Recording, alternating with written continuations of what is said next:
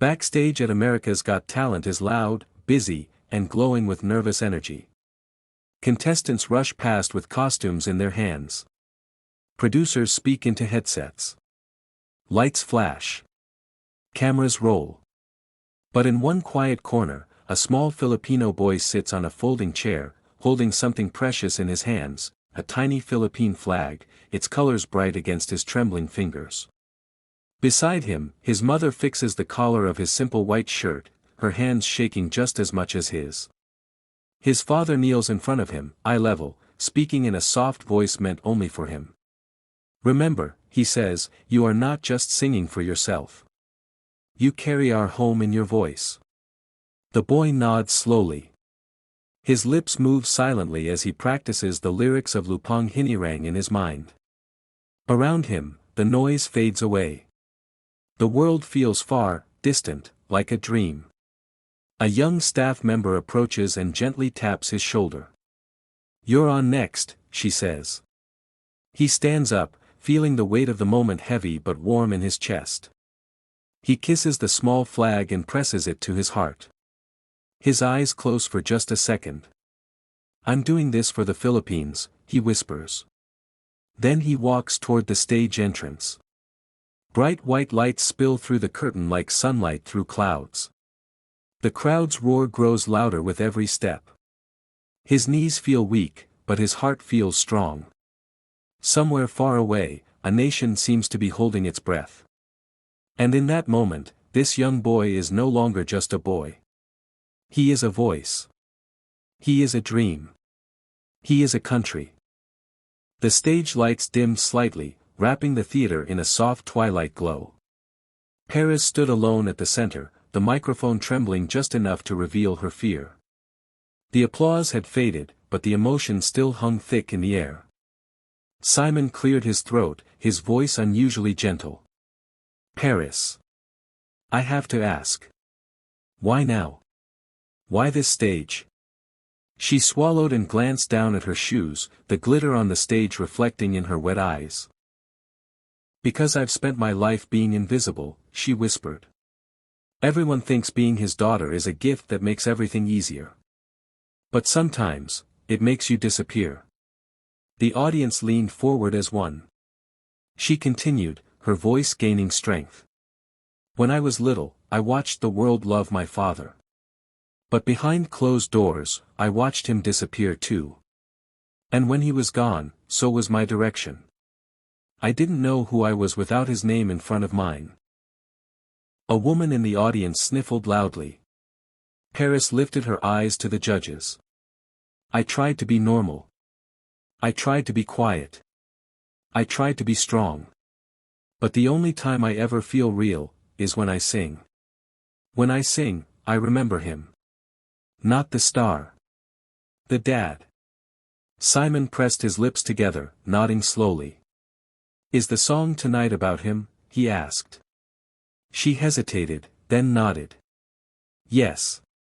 But it's also about me. About finding my own voice when his is gone." The music director raised a hand, waiting for her cue. Paris took one last breath and said quietly into the mic. "This is the first time I've ever sung this in public." The lights lowered further.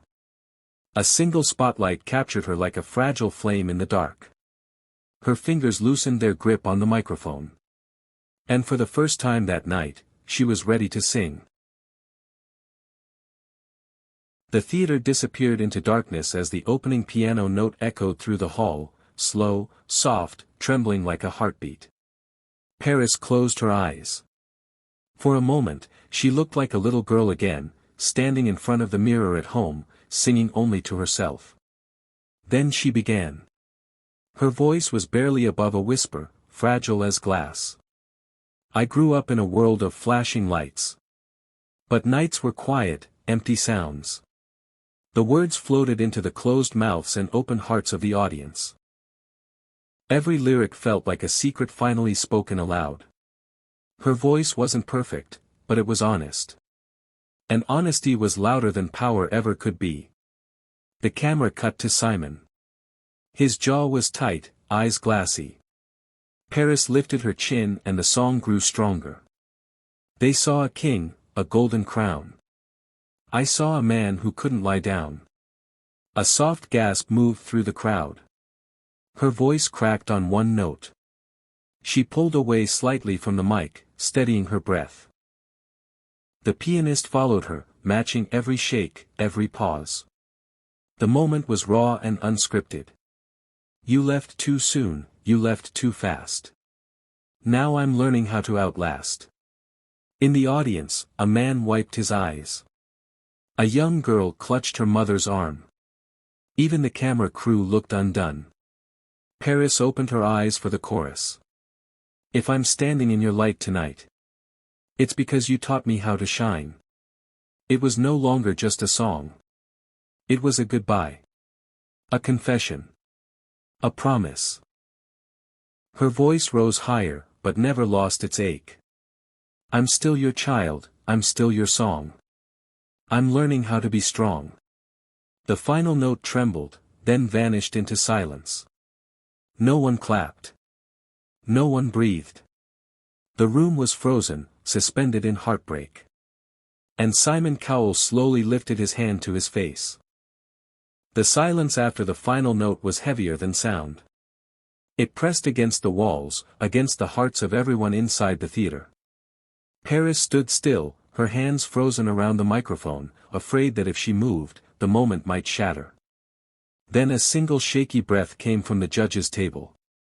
Simon Cowell had turned slightly away from the stage, his fingers resting against his lips. His eyes were wet. Not the kind of shine that comes from bright lights, but the kind that comes from memory. He cleared his throat once. Then again. The camera caught him wiping beneath his eyes, trying to recover. He didn't speak right away. He couldn't. How, he finally whispered, his voice barely carrying into the mic, do you sit there and judge, after something like that? The audience stirred, soft and emotional. Paris looked down, afraid she had done something wrong. Simon leaned forward, his hands now folded in front of him like a man in prayer. I've heard thousands of singers, he said. Some technically perfect. Some loud.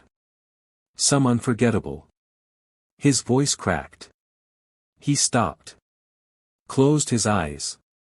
Took a breath. But you, he continued, you didn't sing to impress us. You sang to survive. And that's something no vocal coach can teach. A tear rolled freely down his cheek now. He didn't hide it. I lost my father too, Simon added quietly. And when you sang, you didn't just tell your story. You told mine.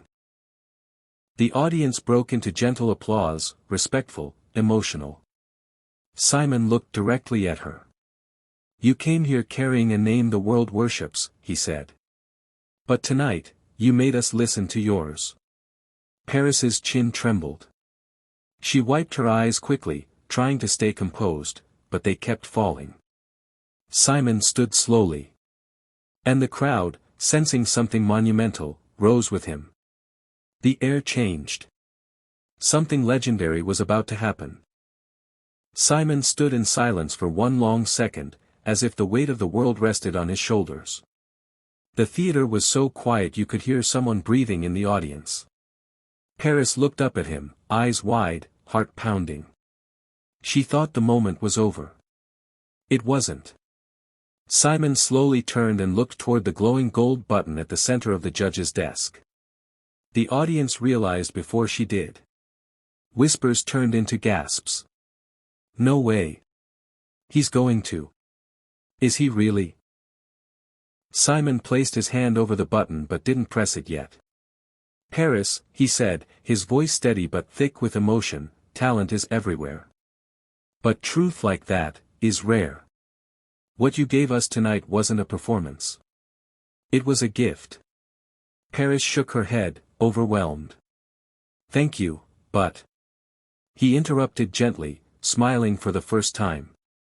You came onto this stage trying to be brave. I want you to leave this stage knowing you already are. Then. He slammed the golden buzzer. Boom! Golden confetti exploded into the air, pouring down like a storm of stars. The crowd leapt to their feet, screaming, clapping, crying all at once. The music swelled as shimmering gold rained over her trembling shoulders. Paris dropped to her knees, her hands covering her mouth as sobs broke free. She looked up through falling gold, eyes searching the ceiling like she might see her father watching. "Dad," she whispered. Simon walked around the desk and onto the stage. He helped her to her feet and wrapped her in a gentle hug. "You're not alone anymore," he said. Gold continued to fall. And as the lights blazed brighter than ever, Paris stood not as a legend's daughter, but as a star being born.